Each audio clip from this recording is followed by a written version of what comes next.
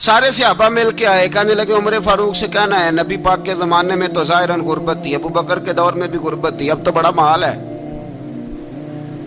عمر سے سفارش کرو کہ عمر نیا کرتا پہنا کرے۔ ملکوں کے سفیر آتے ہیں، عمر وہی پھٹی پرانی چادر اوڑھ کے اور وہی کئی جگہ پہ پیوند لگے سوٹ پہن کے سفیروں کے سامنے بیٹھ جاتا ہے۔ عمر کو مشورہ دو، طے ہو گئی بات۔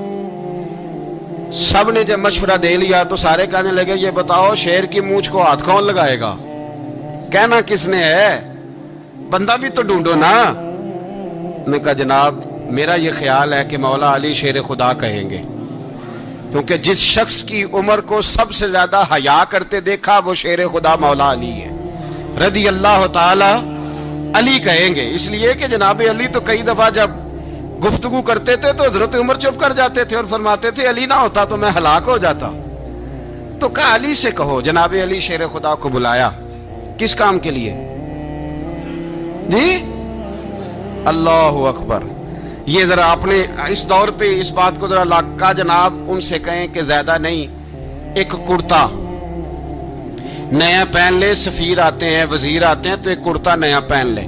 حضرت علی کو بلایا، آپ فرمانے لگے کوئی اور بات ہوتی تو میں کہہ دیتا، یہ والی میں نہیں کہہ سکتا، کوئی اور ہوتی تو میں عمر کو کئی دفعہ کہہ دیتا ہوں، جلال میں بھی تو سن، یہ والی میں نہیں کہہ سکتا، میں تمہیں ایک مشورہ دیتا ہوں۔ کہ وہ کیا؟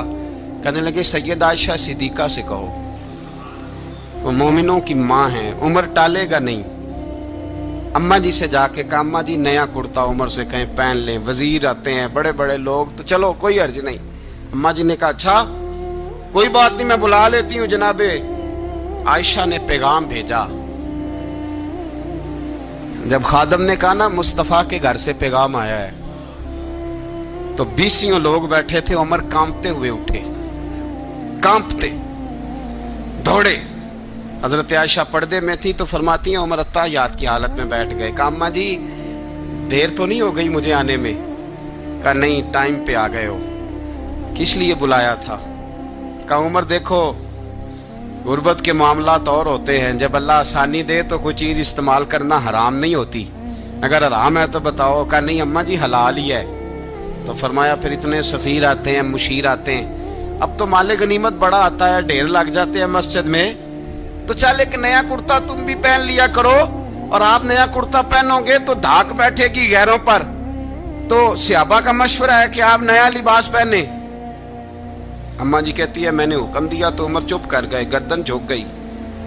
تھوڑی دیر کے بعد سیدنا عمر فاروق نے سر اٹھایا تو داڑھی پہ آنسو گر رہے تھے، رو پڑے، کہنے لگے پاک محبوب کی پاک بیوی جیسے حکم کرتی ہو میں حاضر ہوں۔